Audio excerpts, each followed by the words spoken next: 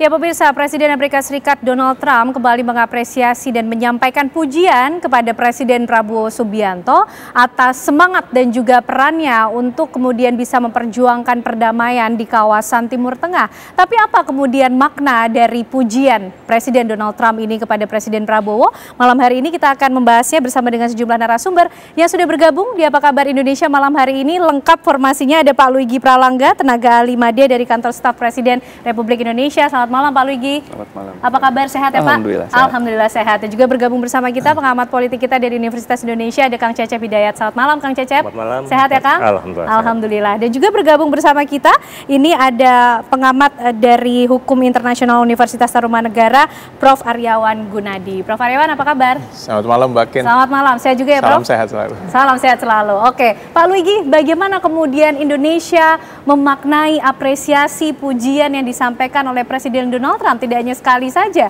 berkali-kali nampaknya di forum-forum internasional. Betul sekali. Jadi ini adalah satu bentuk bukti nyata dari prestasi Presiden Prabowo yang sudah banyak sekali mengusung agenda-agenda penting baik untuk kepentingan nasional Indonesia juga agenda global.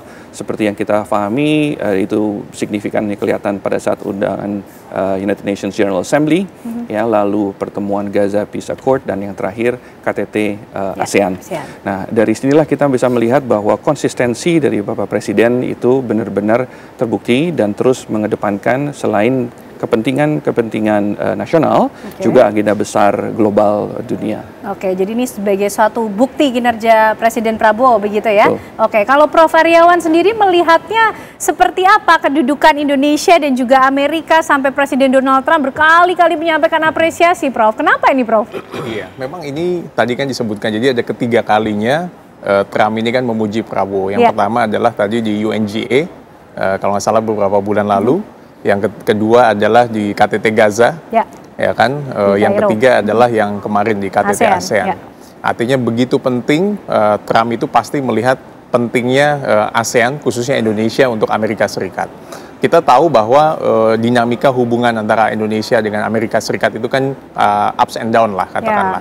Yaitu pertama dengan apalagi ketika waktu kita memutuskan kita bergabung kepada BRICS. Dan yang menjadi menarik adalah Presiden baru saja menerima Presiden Brasil, Presiden Lula.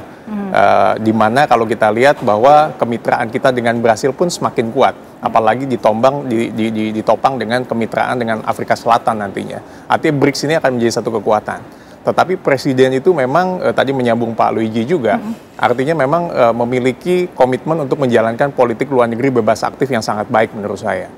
Kenapa? Karena memang membangun kemitraan dengan Amerika Serikat menjadi sesuatu hal yang penting. Makanya Pak Prabowo tetap mendukung apapun kemitraan yang strategis antara Indonesia dengan Amerika Serikat. Nah, salah satu contohnya adalah dengan beberapa pertemuan di KTT-KTT yang pada akhirnya mendapatkan pujian-pujian dari Trump kepada Presiden Prabowo.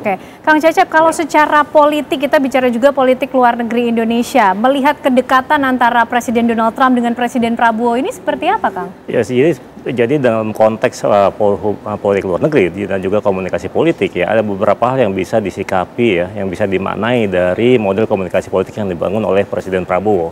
Pertama, Prabowo mengetahui bahwa Indonesia punya posisi yang strategis.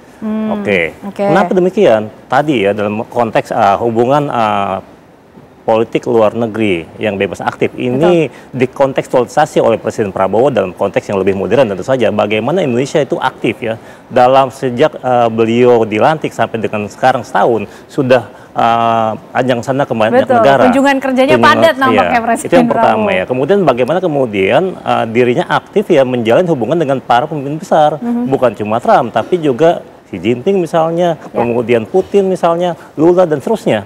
Ini kan tokoh-tokoh besar dunia dan di sana kemudian Prabowo mengimplementasikan politik yang aktif dan juga bebas. Dia bebas membangun kemitraan strategis dengan mana saja. Itu yang pertama. Kemudian yang kedua dalam konteks selain politik bebas aktif ya, tentu Presiden Prabowo ketika mengadopsi politik luar negeri, dirinya berpatokan pada national interest, kepentingan nasional.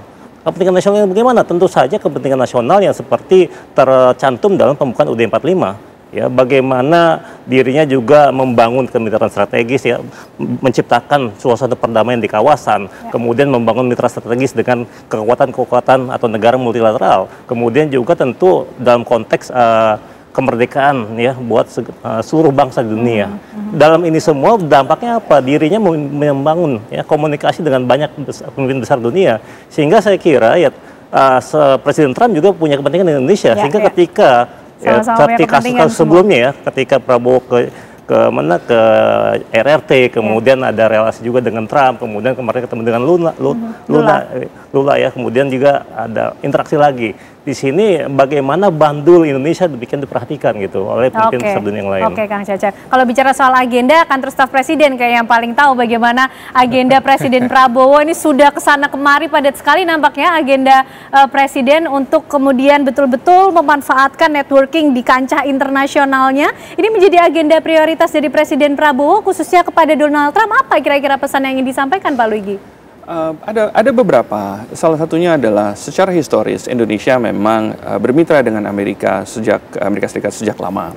Dan saya melihat Presiden Prabowo mengkapitalisasi hubungan baik ini dan akan terus dibawa ke arah yang jauh lebih strategis dan berkesinambungan. Tentunya sama-sama mengedepankan kepentingan nasional masing-masing dua negara. Dan apa yang menjadi kedekatan yang seperti kita bisa lihat bersama itu adalah sebuah koherensi dari kedekatan pribadi kedua tokoh ya, dan juga agenda-agenda besar nasional serta kondisi global yang memerlukan kontribusi masing-masing pemimpin besar dua negara ini. Dan disitulah Bapak Presiden terus mengedepankan agenda-agenda penting yang memang dari pertemuan satu atau dari forum satu dan ke selanjutnya memajukan kepentingan Indonesia seperti isu Palestina, perdagangan yang berimbang, ya, lalu beberapa agenda yang lainnya. Dan inilah yang akan terus dibawa oleh Presiden Prabowo berinteraksi dengan semua pemimpin besar bangsa lainnya. Oke, Prof, sejauh mana sih kedekatan antara Presiden Prabowo Subianto, kali ini kita bicara dengan Presiden Donald Trump ya, tapi juga bersama dengan pemimpin negara lainnya tentunya, untuk bisa dioptimalisasi atau tadi menurut Pak Luigi bahasanya dikapitalisasi, sehingga kepentingan Indonesia ini juga menjadi prioritas gitu. Iya. Artinya kan berbekal pengalaman Indonesia pernah jadi presidensi G20, pernah jadi chair of ASEAN. Artinya ini adalah salah satu modal yang penting sejak pemerintahan yang sebelumnya dilanjutkan dengan Presiden Prabowo yang tadi menurut Pak Luigi juga memang aktif dalam melakukan diplomasi internasional. Artinya peran Presiden menjadi bridge builder dalam penanganan konflik. Itu menurut saya sangat baik. Karena menjadi penjembatan dari keseluruhannya. Dan itu peran itu kan memang Presiden Trump memuji. Yaitu kita melihat bahwa Anwar Ibrahim memerankan untuk menjadi penjembatan antara kasusnya konflik Thailand dengan Kamboja. Lalu juga Presiden Prabowo berkaitan dengan Israel dan Palestina mengusulkan isu atau solusi mengenai two-state solution, di mana kita tetap mengutamakan beberapa hak yang berkaitan dengan Palestina, tetapi juga yang Israel pun juga kita perhatikan lah. Artinya itu pun juga dua-dua itu kita perhatikan. Dan yang menjadi menarik kan Presiden juga membangun kemitraan dengan China, yaitu dengan BRICS, dengan beberapa keanggotaan kita di beberapa FTA, dan ini menjadi menarik.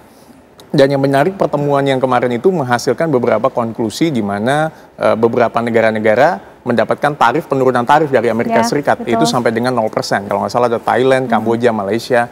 Dan kami harapkan bahwa melalui momentum ini Indonesia juga bisa memanfaatkan dengan menegosiasikan tarif reciprocal yang dilakukan oleh Amerika Serikat terhadap Indonesia. Terakhir kalau nggak salah 19%. Nah, harapannya ini sedang proses dilangsungkan sehingga kita bisa melakukan negosiasi dan mendapatkan penurunan tarif yang ada. Nah, peran ini sedang dimainkan oleh pasti pemerintah dengan sangat-sangat baik, menjadi penyeimbang dari konflik yang ada, tetapi memerankan politik bebas aktif tadi seperti yang Pak Cecep sampaikan. Oke, menarik nih kalau kita bicara soal komunikasi politik melibatkan tokoh-tokoh besar dunia begitu ya, Presiden Donald Trump dan juga Indonesia. Tadi kita sudah lihat begitu banyak harapan dan dampak positif. Tapi harus hati-hati juga nggak nih Kang dengan adanya pujian dari Presiden Donald Trump? Dijawabnya nanti ya Kang Cecep, usai jeda pemirsa, kami kembali untuk Anda.